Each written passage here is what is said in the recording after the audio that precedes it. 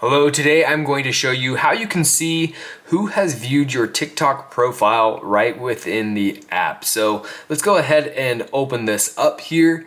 And you'll notice this new icon in the upper right hand corner. It looks like a little eye like this, and this is where you're going to be able to turn this feature on.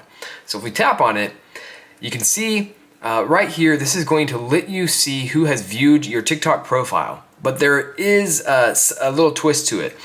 You're only going to be able to see those who have viewed your profile who also have this feature turned on. If they don't turn this feature on themselves, then even if they view your profile, you're not going to be able to see it.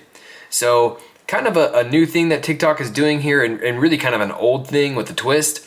But we'll see how many people actually use this. There is a lot of controversy around it, but just wanted to show you guys how you could potentially see who has viewed your TikTok profile.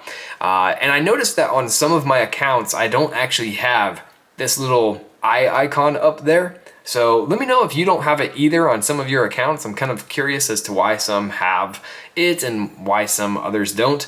But hopefully this helped you out. If it did, I'll see you next time.